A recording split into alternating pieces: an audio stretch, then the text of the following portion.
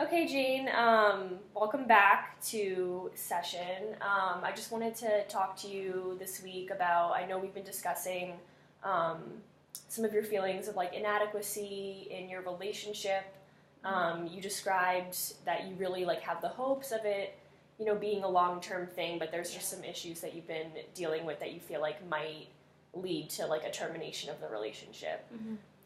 So today I thought we would discuss like one of like the main concerns, maybe one of the first things that comes to mind when you think about like feeling inadequate, or one of like your main worries of like your current relationship. So do you have anything in mind? I guess like I feel like I'm like not a great partner because I'm not like financially independent. Like I kind of depend on him a lot for that sort of thing, and it makes me feel inadequate and like I'm not a good partner and I'm not like contributing to the relationship. Okay. Do you feel as if you contribute in other ways? Yeah, I definitely do. He just brings up the financial stuff sometimes, and it's like it's kind of like a constant presence that's like in our relationship, that like there is this aspect of it that like maybe I contribute in other ways, but like he doesn't feel like this aspect is something I contribute. Okay, so he like makes it clear or makes it sort of part of your awareness that financially like he is the one that's responsible, and maybe like puts some feelings of like guilt or shame sort of on you for like not being able to contribute financially to the relationship. Okay, so how would you feel? I know we've been sort of discussing, DBT skills, and that's the treatment that we've been using. One of the skills that I wanted to introduce you to is called a DEARMAN, and it goes along with one of the core skills of interpersonal effectiveness.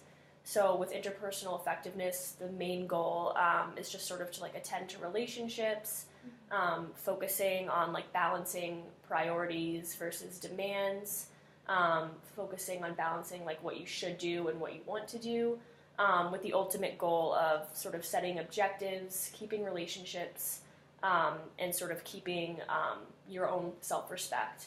And one of the things with DEARMAN is that it's how we go about asking, a partner or someone that we have a relationship to sort of meet an objective that we want to do. So do you think that you'd be comfortable just going through sort of an exercise? We can sort of go over like what the DEARMAN stands for, and then talk about like how you would approach your partner with sort of the objective or like request that you want to see come to fruition. Yeah. Okay, so the first part of DEARMAN is to describe the current situation. So you tell, in this scenario, your partner exactly what you're reacting to, and a goal of this, like the main point of the describe, is to stick to facts. So not really descriptions, but just like facts of what you believe to be true. So what would you do for the describe portion with your partner? I guess I would say, like, the facts are, like, he does pay for everything, but it's also because, like, I'm in school right now, so I don't have as much income to contribute. Right. So that I don't have any. That's the fact. Okay. And you said that you did feel like you contributed in other ways, so, like, in what ways could you maybe describe the ways that you do contribute to the relationship? I like do all the cleaning of like our apartment. Okay. I cook. I'm the only person who cooks in the house, Okay. really. And I care for him. Like I'm there for him when he needs me for like emotional support. Okay. The next part of DEARMAN is express. So express your feelings and opinions about the situation. So you use phrases such as "I want" instead of "you should." So this is kind of, it helps to not put your partner sort of on the defensive. So can you give me an example of, a statement or phrase that you would say starting with like "I want" rather than like a "you should" statement?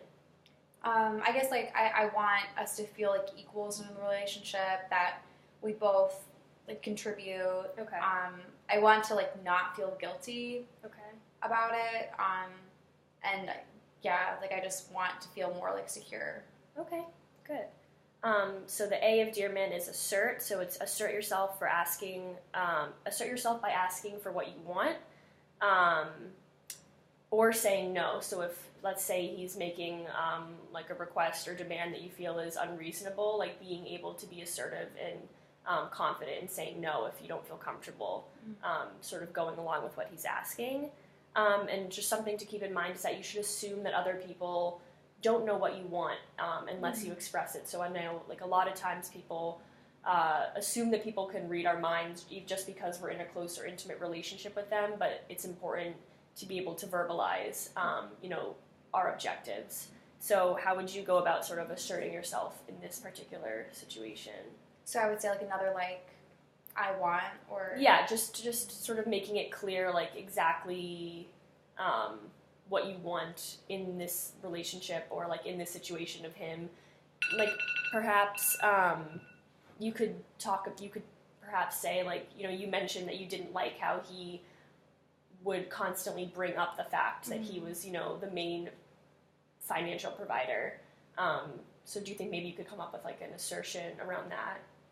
Like, I would, like for him not to bring Yeah. that up. And, like, when we're fighting, like... Right. Like, obviously it's something that, like, we do talk about, but I think, like, specifically in, like, a situation where it's kind of heated, like, I would like to not have to be put in that situation. Okay, that's perfect.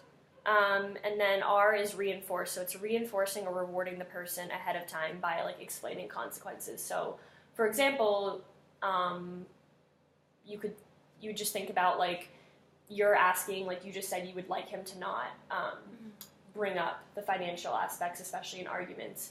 What do you think is, like, a consequence or a reward that you could give him for either bringing it up or not bringing it up in an argument? I think I'm, like, more appreciative, because I am really grateful that, like, he does, like, pay for our apartment and for, like, our living expenses. So I think I would be more grateful, and, like, the little things and, like, also the big things if he didn't bring that stuff up when we're fighting. Okay. Like, I think I'd be, like, a more grateful person rather than resenting him. Right. Resenting, like, myself and being more negative. Right. Okay. Like, I think it helped me, like, improve my mood, and, like, okay. I think I'd be more grateful and more pleasant to be around. Yeah, so, like, an improved mood and, like, expressing feelings of gratitude might sort of help keep the relationship sort of, like, in a positive aura rather than focusing on the negatives. Yeah. Definitely. And the second part of the DEARMAN is obviously the man portion, so mindful. It's important to keep your focus on the objective, so, not getting distracted. A is appear confident, so appear effective and competent, sort of use a confident voice. Do you ever feel like when you're asking for something in a relationship, do you ever get, like, nervous or unsure of yourself? Yeah, for sure. Like, I think I don't think I'm, like, confident when I ask. Like, I think I, like, come off as, like, very nervous and, like, kind of skittish. Okay. How do you think that we could work on thinking of ways to, make yourself, like, appear more confident or actually feel more confident, like, when you're having this discussion? Because I know that this is something that you sort of want to attend to in the coming weeks. What do you think might help you feel more confident in this discussion? I feel like maybe just really knowing what I'm going to say and, like, saying it, like, without hesitation. Like, I think just being, like, real, like, calm and, like, saying it, like, not in a way that's, like, apologetic. Right. Like, that's more, like, assertive, like we were talking about. Okay, that's good. And what about, I'm thinking, like you said, it would feel better if you knew what you were going to say. Like, how about maybe in your mind or, like, writing it down in a calendar, like, setting a set time and place to have the conversation, so it sort of helps with, like, avoidance. So if you have it in your calendar, you can see, like, that's an objective that you want to be met, and then it might also, provide some sense of comfort knowing, like, where and when the conversation is going to take place. So. And then the last part is N, which is negotiate. So be willing to give. Be willing to give to get, and sort of offer maybe some potential alternative solutions that are still, like, in alignment with, what you're comfortable in your values, but that also might make it sort of an easier transition from going from, all or nothing.